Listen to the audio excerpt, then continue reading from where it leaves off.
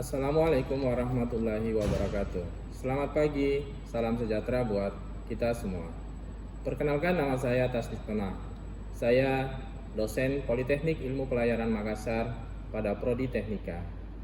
Politeknik Ilmu Pelayaran Makassar adalah salah satu kampus yang berada di bawah naungan Badan Pengembangan Sumber Daya Manusia Kementerian Perhubungan.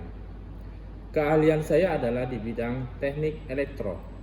Di sini saya mengampu mata kuliah Sistem Kelistrikan Kapal pada semester 2 yang berbobot 3 SKS dengan jumlah pertemuan sebanyak 14 kali pertemuan di luar ujian tengah semester dan ujian akhir semester. Pada kesempatan ini saya akan menjelaskan mengenai teknik pembelajaran yang saya gunakan, yaitu DAI, Delivery, Interaction, and Assessment. Sebelum menjelaskan lebih jauh mengenai sistem kelistrikan kapal, saya akan menjelaskan deskripsi singkat dan capaian pembelajaran mata kuliah sistem kelistrikan kapal. Secara singkat, mata kuliah sistem kelistrikan kapal adalah subkompetensi dari pengoperasian kelistrikan, elektronika, dan sistem kontrol, di mana merupakan kompetensi yang wajib dikuasai oleh pemilik sertifikat ATT3 untuk menjabat sebagai Marine Engineer Officer kelas 3 pada kapal dengan daya dorong 3000 kW atau lebih. Adapun capaian pembelajaran mata kuliah sistem kelistrikan kapal ialah: yang pertama, mampu menjelaskan tentang tegangan, arus, dan hambatan. Yang kedua, mahasiswa mampu menjelaskan tentang impedansi, induktansi, dan reaktansi. Yang ketiga, mahasiswa mampu menjelaskan tentang faktor daya listrik. Yang keempat, mahasiswa mampu menjelaskan dasar-dasar sumber listrik. Yang kelima, mahasiswa mampu menjelaskan prinsip electromagnetic induction. Yang keenam, mahasiswa mampu menjelaskan tentang hukum Faraday. Dan yang terakhir, mahasiswa mampu menjelaskan tentang generator AC dan DC. Setelah mengetahui mengenai deskripsi singkat dan capaian pembelajaran mata kuliah sistem kelistrikan kapal ini, saya akan menjelaskan terkait pembelajaran yang saya gunakan, yaitu mengenai DAI. Delivery, yaitu bagaimana saya menyampaikan materi kepada mahasiswa agar materi yang saya sampaikan dapat diterima dengan baik. Di awal perkuliahan, saya membuat kontrak perkuliahan dengan mahasiswa, di mana perkuliahan ini saya memberikan aturan-aturan kepada mahasiswa, kemudian bobot nilai yang harus dicapai oleh mahasiswa, serta buku yang harus digunakan oleh mahasiswa. Yang kedua, interaction, yaitu merupakan interaksi antara dosen dengan mahasiswa dalam melakukan pembelajaran agar capaian pembelajaran dapat tercapai. Yang ketiga, assessment, merupakan pemberian tugas kepada mahasiswa guna mengukur kemampuan mahasiswa itu sendiri. Hal ini saya lakukan secara objektif. Pada pertemuan di awal, saya memberikan kontrak perkuliahan. Salah satunya adalah bobot nilai yang harus dipenuhi oleh mahasiswa. Adapun bobot penilaian terdiri dari 1. Tugas mandiri sebesar 25%, 2. Ujian tengah semester sebesar 30%, yang ketiga, ujian semester akhir semester sebesar 40%, dan yang keempat, kehadiran sebesar 5%. Baik, untuk mahasiswa yang aktif dalam kelas menjawab soal yang diberikan oleh dosen ataupun teman mahasiswa lain, maka akan diberikan nilai plus. Selanjutnya saya akan menampilkan video pembelajaran saya pada mata kuliah sistem kelistrikan kapal dengan materi hukum Ohm, hambatan, dan rangkaian listrik. Sekian video deskripsi mata kuliah ini. Wassalamualaikum warahmatullahi wabarakatuh. Sebelum kita mulai pembelajaran pada pagi hari ini, baiknya kita berdoa menurut arahan dan kepercayaan kita masing-masing. Berdoa dimulai.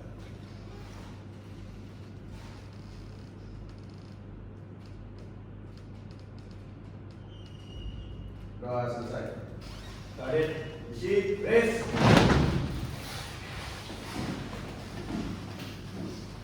Assalamualaikum warahmatullahi wabarakatuh. Waalaikumsalam warahmatullahi wabarakatuh. Selamat pagi. Pagi.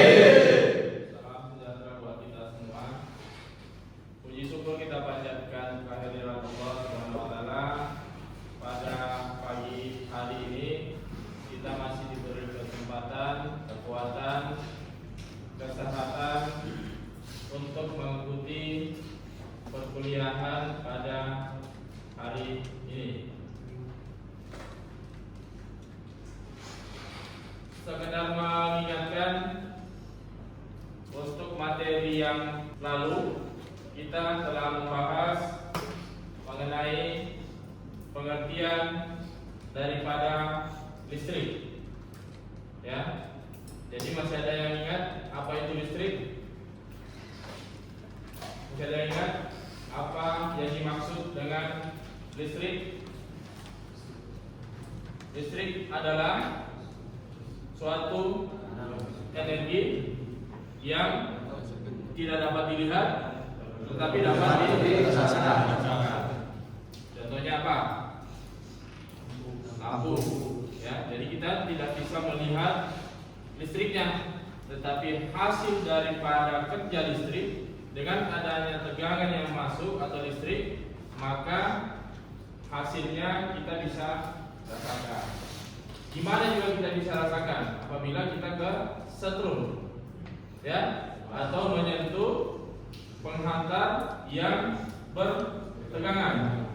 Nah, itu kita bisa rasakan langsung yang namanya energi listrik. Ya.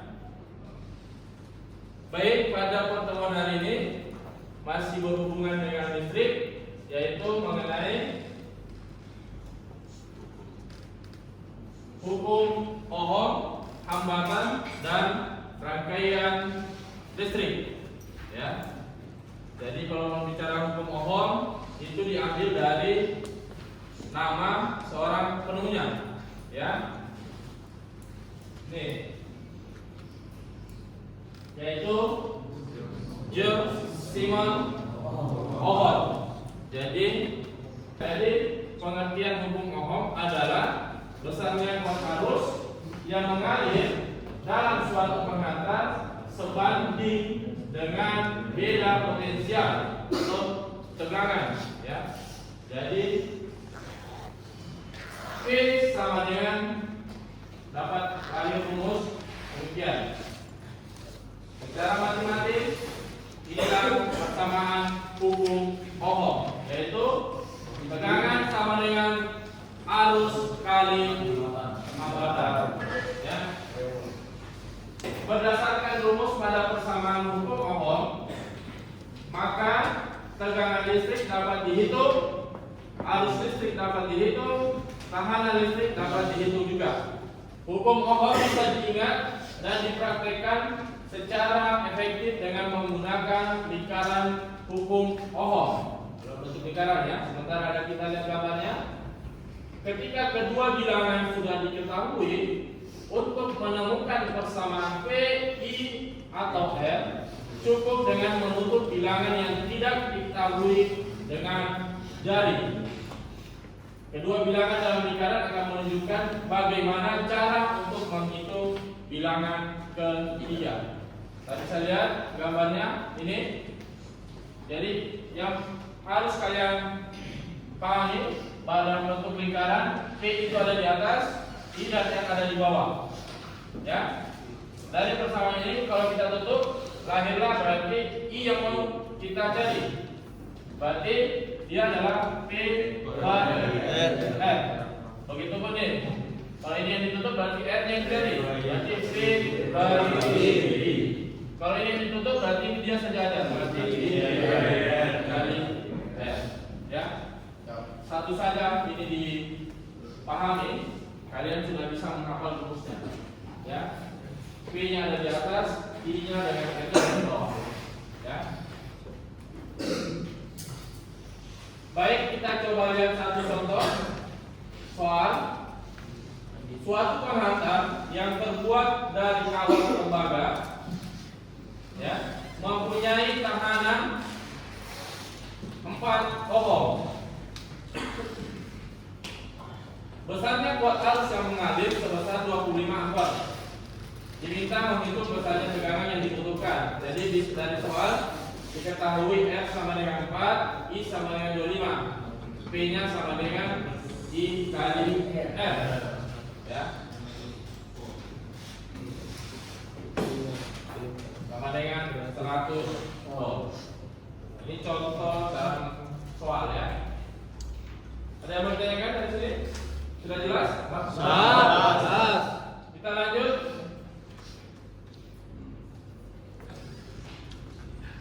Coba ada yang bisa menghitung ini? Sebuah lampu pijar dihubungkan dengan beda potensial.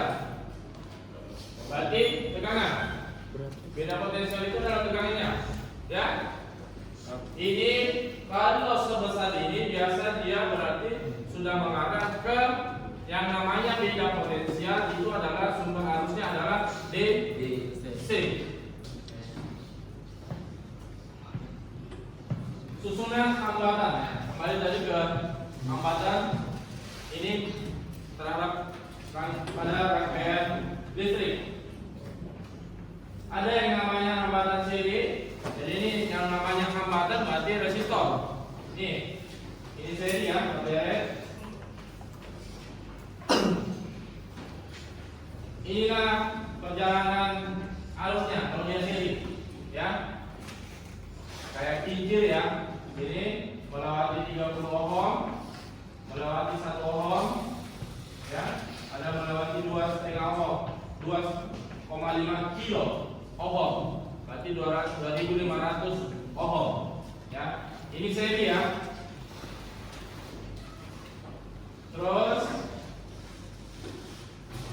ini kalau kita dalam rangkaian listrik, dua buah lampu kita hubung seri. Kemudian yang ini. Yang saya mau tanyakan, kalau ini saya nyalakan, dia menyala 1, 2, 3, 4. Pertanyaan saya, rangkaian apa yang dipakai? Seri. Betul? Atau paralel? Kita buktikan. Kalau seri, ya. Kalau seri,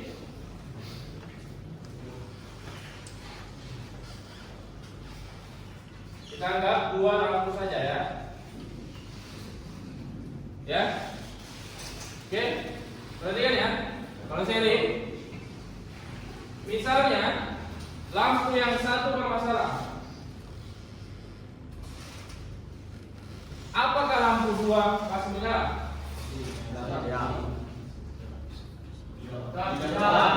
Tidak. Ya? Betul kan? Berarti jika ini putus, ada salah satunya putus, ada yang terjadi. Yang lain tidak menyala? Tetap. Mana ini ya?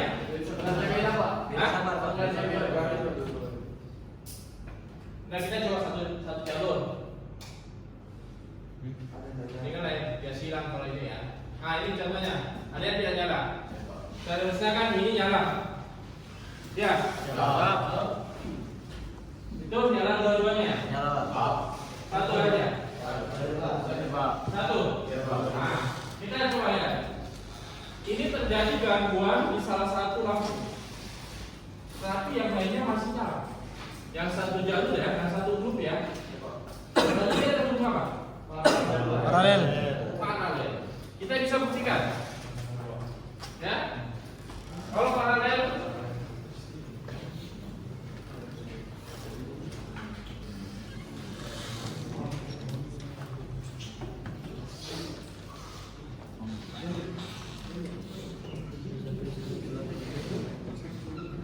Ini paralel ya? Ya. Karena ini plusnya plus minus plus minus. Ini paralel. Coba perhatikan. Kita beri gangguan 1. Ini masih proposal tidak? Masih. Ini? Masih. Oke. Kita kembali ke normal. Kalau ini yang saya ganggu, ini nyala nggak? Nyala. Ini nyala nggak? Nyala. Kenapa dia tidak nyala? Ya, yang dia tidak tergantung dari peralatan yang sebelumnya, karena posisinya dia sama. Ya, bisa? Tapi jawaban yang tadi, yang pertama, karena terbukti jika ada gangguan di satu titik, yang lainnya tidak ikut gangguan. Ya, jadi idealnya kalau kalian memasang atau merangkai lampu untuk beberapa ruangan atau untuk beberapa titik dari satu jalur atau satu saklar, paling bagusnya adalah dia dihubung paralel. Ya, gitu. Walaupun dia susunan secara fisik dia berderet ke sana, ingat jangan lagi terkecoh oleh susunannya. Misalnya lorong di atas kapal, lampunya kan pasti berderet ke sana. Ya, jangan kalian beranggapan itu adalah seri. Ya, tapi kita harus pahami cara penyambungannya. Kalau penghantar plus dari sumber masuk di plusnya lampu 1, terus disambung lagi dengan plusnya lampu 2, dan seterusnya, itu menandakan rangkaian paralel. Seri boleh, tapi tidak efisien. Ada kegunaan tersendirinya kalau untuk rangkaian seri, ya. Tapi untuk rangkaian instalasi lampu, yang paling ideal adalah paralel. Bisa ya? Bisa ya?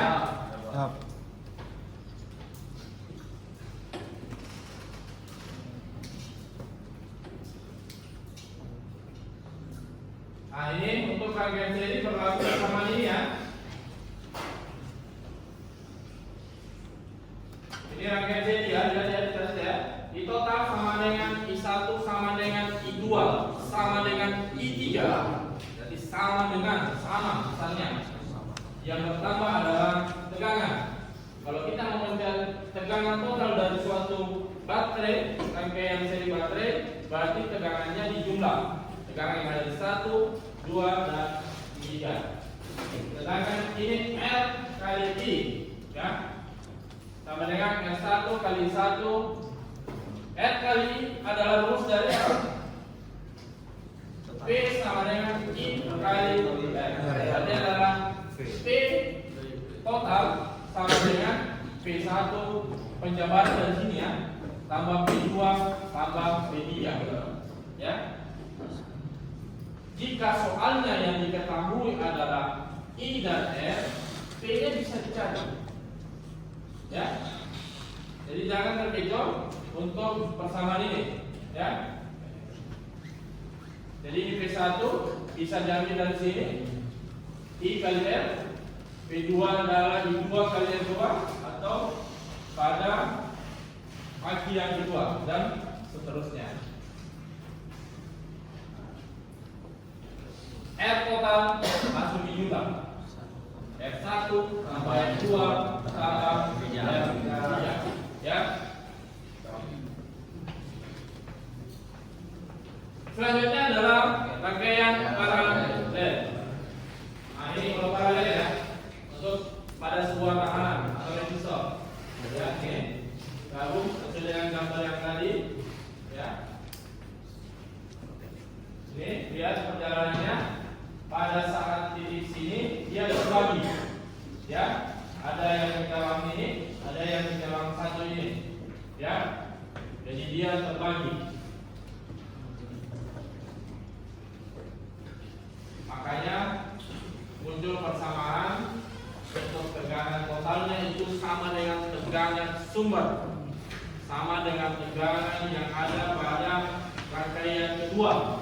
sama dengan rangkaian ketiga, kebalikan daripada seri. Untuk mencari R total sama dengan seper R total. Ini bisa disederhanakan menjadi apa?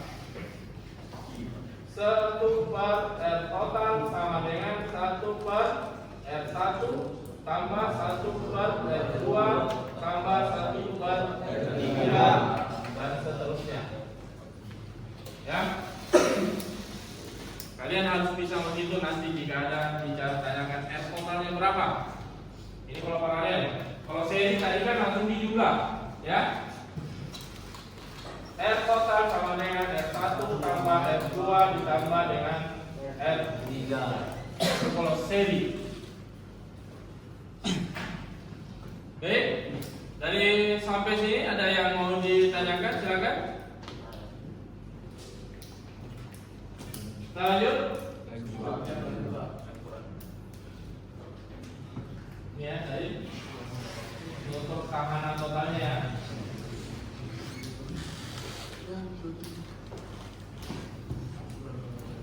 Yang ketiga adalah campuran, ya. Di dalam satu rangkaian ada seri, ada paralel.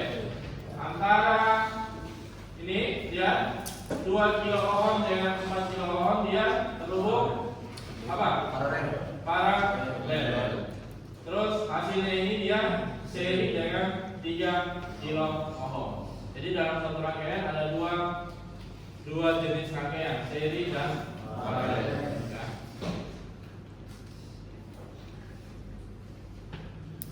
Kesimpulannya, ya, seri paralel. Ini kita bisa lihat intinya adalah di sini, ya.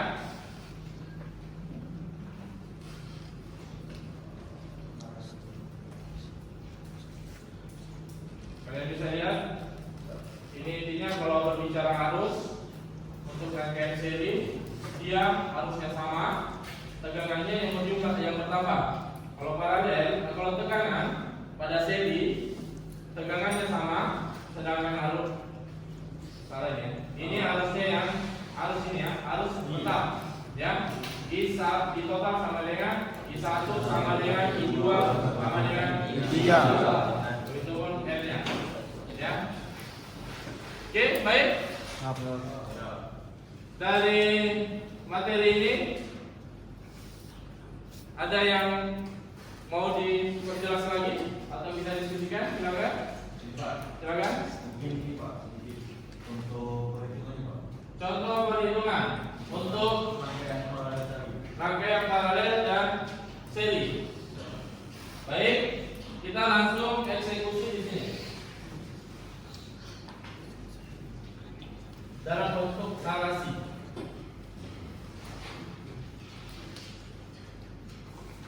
Diketahui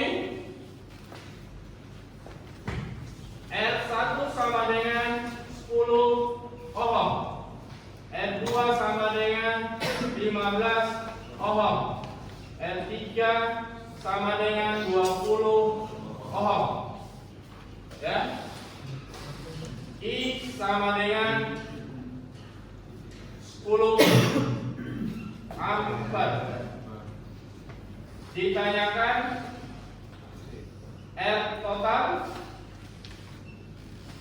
seri dan R total paralel. Yang kedua adalah P atau tegangan. Bisa?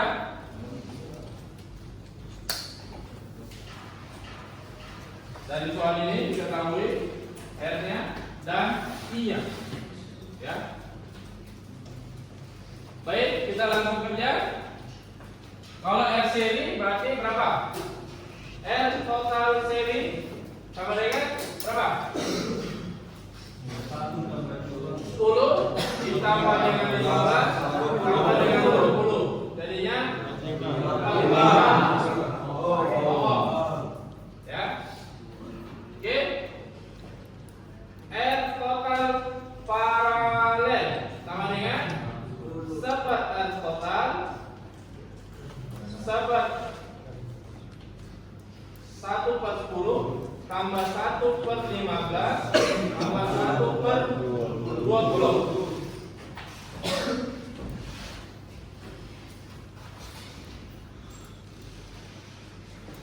Oke, lanjut. Sisa rumus matematika. Apa yang dibagi sini? Samakan menyebut. Menyebut berapa? 60 Pak. Coba berapa? 60. Ya. Ini masih posisi sempat R total. 60 dibagi 10. 6 kali 1 6 tambah 60 bagi 15 4 kali 1 4 tambah 3 sama dengan 13 per 60. R total sama dengan berapa? 60 bagi 13. Ya. Ini sama dengan sekian. Ya. Oke. Kalau di sini berarti besarnya tegangan sama dengan berapa? P sama dengan I kali R. 10 dikali dengan 45. Oke, sebentar. Begitupun di sini. P sama dengan 10 dikali hasil daripada ini. Total. Ya. Jadi jangan cuma satu yang diambil nilainya. Dicari dulu berapa R totalnya. Walaupun tidak ditanyakan R total, yang langsung ditanyakan P ini, kalian harus mencari R total dulu. Ya. Jika pertanyaannya diketahui R1 sekian, R2 sekian, R3 sekian, harus sekian. Ditanyakan berapa besarnya tegangan jika dirangkai secara seri, berapa besarnya tegangan jika dirangkai secara paralel. Di sini tidak ditanyakan R totalnya dulu. Tetapi untuk mencarinya pasti kita butuh R. Makanya harus dicari R-nya dulu. Bisa ya? Paham? Ada lagi pertanyaan? Silakan.